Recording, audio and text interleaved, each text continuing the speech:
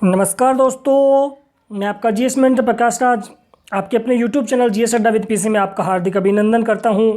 Dear friends, आज एक बार फिर के आपके सामने अपने चैप्टर के नेक्स्ट पार्ट को लेकर प्रेजेंट हूँ, जिसमें आज हम बात करेंगे लेंस व लेंस सूत्र के बारे में कि लेंस क्या होता है, कितने टाइप के होते हैं, किस किस तरह से लेंस कार्य करता है, इन सब के बारे में अपन डिटेल से जानते हैं कि किस तरह से अपने आप को प्रस्तुत करता है। तो डियर फ्रेंड्स, इतना सा कहूँगा, अगर आपको कंटेंट अच्छा लगे तो वीडियो को अवश्य लाइक कीजिएगा। जितने भी न्यू फ्रेंड्स वीडियो को देख रहे हैं वो चैनल को विद बेल आइकन बटन अवश्य सब्सक्राइब कीजिएगा। बढ़ते हैं अपने कंटेंट की ओर। सबसे पहले अपन बात करते हैं लेंस की। लेंस क्या होता है, किसे कहते हैं लेंस, इसके बारे में अपन जान लेते हैं। तो बात करते हैं इसकी डेफिनेशन की। लेंस किसे कहते हैं, तो दो पृष्ठों से घिरा कोई पारदर्शी माध्यम जिसका एक अथवा दो पृष्ठ गोलीय हों, लेंस कहलाता है। कहने का मतलब सीधा सीधा ऐसा है कि ऐसा कोई भी एक ऐसा पारदर्शी माध्यम जो दो पृष्ठों से घिरा हुआ हो और जिसका एक या दोनों पृष्ठ कैसे हो, गोलीय हो, तो उसे क्या कहा जाता है, लेंस कहा जाता है। एकदम इजी सी डेफिनेशन है फ्रेंड, अगर एक बार आप याद करेंगे अच्छे से याद हो जाएगी। फिर अपन बात कर लेते हैं लेंस के टाइप ऑफ लेंस कितने प्रकार के होते हैं। तो डिफरेंट जो लेंस होते हैं वो दो प्रकार के होते हैं। एक होता है उत्तल लेंस और दूसरा होता है अवतल लेंस। सबसे पहले अपन बात करते हैं उत्तल लेंस की। देखो उत्तल, मैंने आपको एक चमची का एग्जाम्पल देके बताया था कि जैसे चमची ऊ का अर्थ ऊ यानी कि ऊपर की ओर, यानी कि वह लेंस जिसके दोनों पृष्ठ बाहर की ओर यानी ऊपर की ओर उभरे हुए हों, तो वह लेंस कैसा कहलाता है, उत्तल लेंस कहलाता है। और जो इस लेंस को अभिसारी लेंस के नाम से भी जाना जाता है, इसको अभिसारी लेंस भी कहते हैं। नेक्स्ट बात करते हैं वो है अवतल लेंस। तो अवतल देखो यानी कि एक अर्थ अंदर की, यानी कि वह लेंस जो दोनों पृष्ठ अंदर की ओर वक्रित होते हैं, कि ऐसा लेंस जिसके दोनों पृष्ठ अंदर की ओर वक्रित होते हैं, अंदर की ओर धसे हुए होते हैं, तो वह लेंस कहलाता है अवतल लेंस कहलाता है। और इस लेंस को अपसारी लेंस के नाम से जाना जाता है, इसको अपसारी लेंस भी कहते हैं। जैसे फ्रेंड्स एक चम्मच होती है, आपने छोटी चम्मच देखी होगी, अंदर की जो बीच उसका जो मिडिल पार्ट होता है वहां से वो अंदर धसी हुई होती है, जबकि नीचे का पार्ट क्या होता है, उभरा हुआ होता है। तो उसी के आधार पर अपन समझ सकते हैं कि ऊ का उत्तल ऊ का ऊपर यानी कि ऊपर की ओर उठा हुआ हो पार्ट हो, तो वो कौन सा हो गया, उत्तल लेंस। और एक आउ का होता है अंदर, यानी कि अंदर की ओर धसा हुआ पार्ट क्या हो गया, अवतल लेंस। तो उसके चमचे के एग्जांपल्स उसको आसानी से अपन समझ सकते हैं। तो ये प्रकार होते हैं लेंस के दो, एक उत्तल लेंस और दूसरा अवतल लेंस। नेक्स्ट अपन बात करते हैं इसके कुछ भाग होते हैं। जैसे सबसे पहले अपन बात करते हैं प्रकाशिक केंद्र की। देखो प्रकाशिक केंद्र यानी कि प्रकाश का केंद्र जहां पे प्रेजेंट होता है,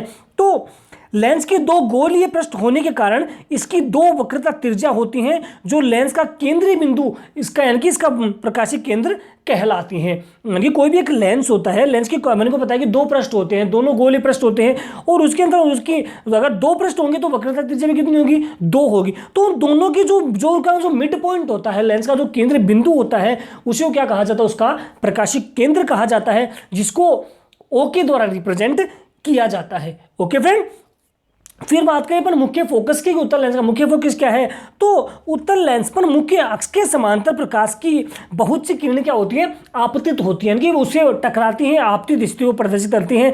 ये किरणें अपवर्तन के पश्चात मुख्य अक्ष पर एक बिंदु पर अभिसारित हो जाती हैं, और उसी बिंदु को उत्तल लेंस का मुख्य फोकस कहते हैं। कहने का मतलब ये है कि जो उत्तल लेंस होता है उसका जो मुख्य अक्ष होता है उसके समांतर से प्रकाश किरणें आपतित होती हैं, तो ये किरणें क्या करती हैं, अपवर्तन के पश्चात उस मुख्य अक्ष के एक बिंदु के ऊपर क्या होती है, अभिसारित हो, यानी कि वहां पे इकट्ठा हो जाती हैं। तो जिस बिंदु भी अभिसारित होती हैं उस बिंदु को क्या कहा जाता है, मुख्य फोकस कहा जाता है। ओके फ्रेंड, तो आई होप सो आप समझ पाए होंगे।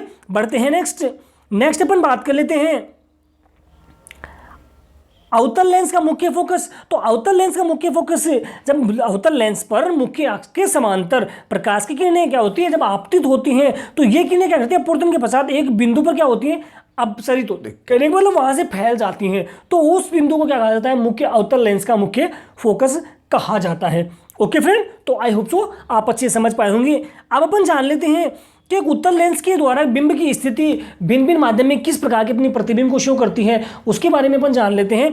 तो सबसे पहले अपन बात करें तो सबसे पहले होती है कि बिंब की स्थिति, प्रतिबिंब की स्थिति, साइज और उसकी प्रकृति के बारे में अपन जान लेते हैं। तो सबसे पहले अपन बात करें अनंत पर, अगर कोई भी वस्तु है जो अनंत पर रखी होती है उस स्थिति में उसकी जो प्रतिबिंब बनेगा वो हमेशा मुख्य फोकस F2 पर बनता है, जबकि प्रतिबिंब की साइज होगा वो हमेशा अत्यधिक छोटा होता है और कैसा, बिंदु के आकार का होता है। जबकि प्रतिबिंब की प्रकृति हमेशा रियल इमेज होगी और प्रतिबिंब कैसा होगा, हमेशा उल्टा प्रतिबिंब बनता है। ओके फ्रेंड, अगर नेक्स्ट अपन बात करते हैं, अगर वस्तु 2F1 से दूर रहे, यानी कि मुख्य फोकस जो 2F1 पार्ट है उसे दूर वस्तु रखी होती है, उस स्थिति में जो प्रतिबिंब बनता है वो हमेशा F1 व F2 के मध्य, यानी कि F2 व 2F2 के बीच में बनता है। ओके, प्रतिबिंब की साइज हमेशा छोटी होती है और प्रतिबिंब की प्रकृति की बात करें, नेचर की बात करें तो हमेशा रियल इमेज बनती है और हमेशा उल्टा प्रतिबिंब बनता है। ओके, नेक्स्ट अपन बात करते हैं कि जब प्रतिबिंब 2F1 पर रखा हो, 2F1 स्थिति पर मौजूद हो, उस स्थिति में जो प्रतिबिंब बनेगा वो हमेशा 2F2 के ऊपर बनता है। प्रतिबिंब हमेशा समान साइज का होता है, वास्तविक तथा उल्टा प्रतिबिंब बनता है। ओके, नेक्स्ट अपन बात करते हैं कि जब वस्तु F1 व 2F1 के मध्य रखी हो, उस स्थिति में जो प्रतिबिंब की बनेगी उसकी स्थिति हमेशा 2F2 से दूर बनती है। यानी कि जब वस्तु F1 तथा 2F1 के मध्य रखी होती है उस स्थिति में जो प्रतिबिंब बनेगा वो हमेशा 2F2 से दूर बनता है।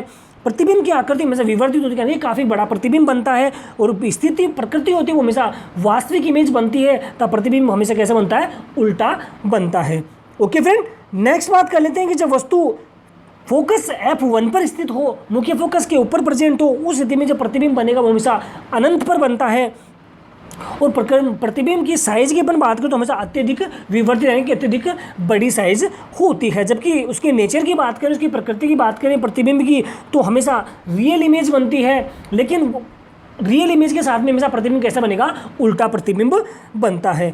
ओके फ्रेंड, नेक्स्ट है वो है जब वस्तु फोकस F1 व प्रकाशीय केंद्र O के मध्य प्रेजेंट हो, किसके मध्य, फोकस व प्रकाशीय केंद्र के मध्य प्रेजेंट हो, उस स्थिति में जो प्रतिबिंब बनेगा उस पर वो हमेशा बिंब, यानी बिंब है लेकिन लेंस के उसी ओर बनता है जिस तरफ लेंस रखा होता है। ओके, प्रतिबिंब की साइज हमेशा बहुत बड़ी साइज बनती है, जबकि प्रतिबिंब की प्रकृति हमेशा आभासी व सीधी प्रकृति की बनती है। तो आई होप सो आप समझ पाए होंगे फ्रेंड्स। एक बार आप इनको फिर से रिवाइज करेंगे तो आपको अच्छे से याद हो जाएंगे और एग्जाम में इनमें रिलेटेड इनसे एक ना एक क्वेश्चन 101% पूछा जाने वाला है और डेफिनेट से पूछा जाएगा। बढ़ते हैं नेक्स्ट अपन बात कर लेते हैं, ये तो थी उत्तल लेंस की। अब अपन बात कर लेते हैं अवतल लेंस की स्थिति बनती है, उस प्रतिबिंब की क्या स्थिति होती है। तो सबसे पहले अपन बात करें, अगर जब वस्तु अनंत पर प्रेजेंट हो उस स्थिति में अवतल लेंस द्वारा जो प्रतिबिंब की स्थिति होती है वो हमेशा मुख्य फोकस पर बनती है, लेकिन हमेशा दर्पण के पीछे की तरफ बनती है। ओके, प्रतिबिंब की साइज होती है वो हमेशा बिंदु की साइज की होती है, अत्यधिक छोटी होती है और प्रतिबिंब की प्रकृति हमेशा आभासी होती है। कहने का मतलब एक्चुअल इमेज न बल्कि आभासी प्रकृति की बनती है और हमेशा छोटा प्रतिबिंब, सीधा प्रतिबिंब बनता है।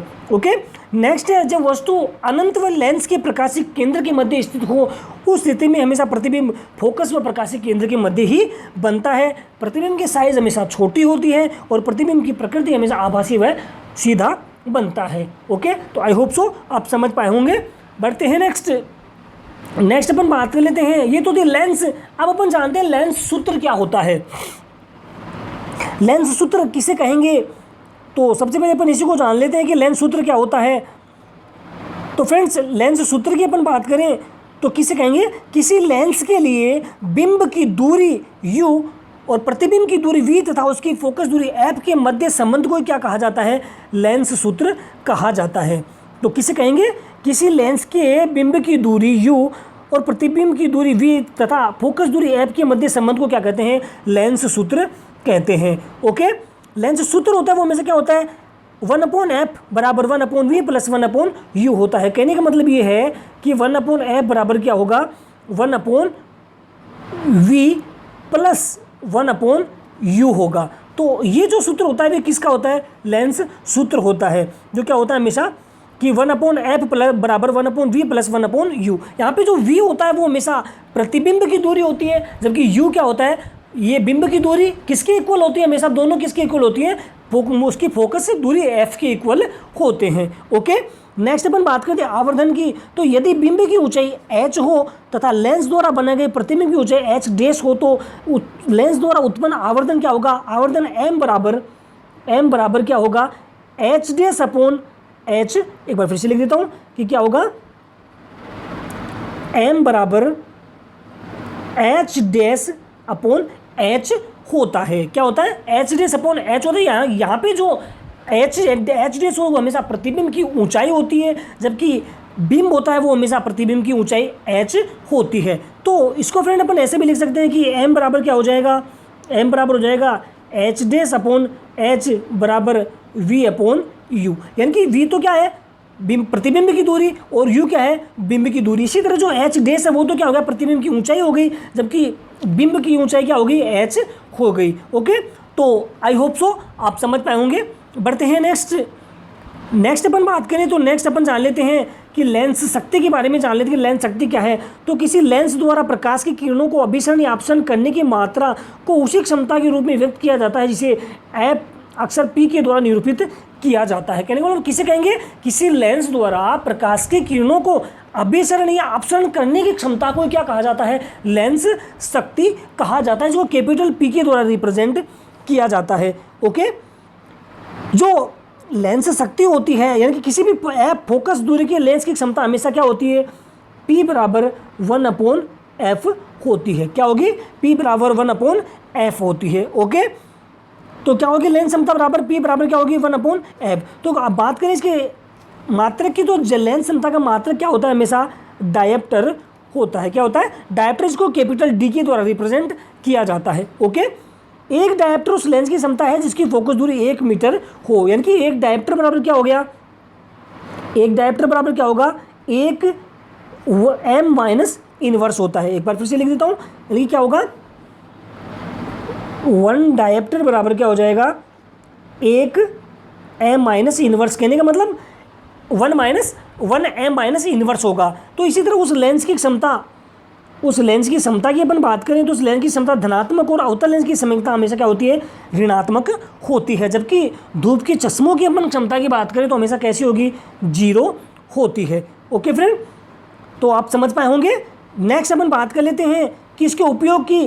तो लेंस के उपयोग होता है चश्मों में, कैमरों में, दूरदर्शी यंत्रों में, सूक्ष्मदर्शी यंत्रों में, स्लाइड प्रक्षेपी में, प्रिज्म द्विनेत्री आदि, इन सब में किसका उपयोग किया जाता है, लेंस का उपयोग किया जाता है। किस किस में, चश्मों में, कैमरों में, सूक्ष्मदर्शी यंत्र में, इसके अलावा स्लाइड प्रक्षेपी में, प्रिज्म द्विनेत्री में, इसके अलावा दूरदर्शी यंत्र, इन सब में किसका प्रयोग किया जाता है, लेंस का प्रयोग किया जाता है। ओके, बढ़ते हैं नेक्स्ट।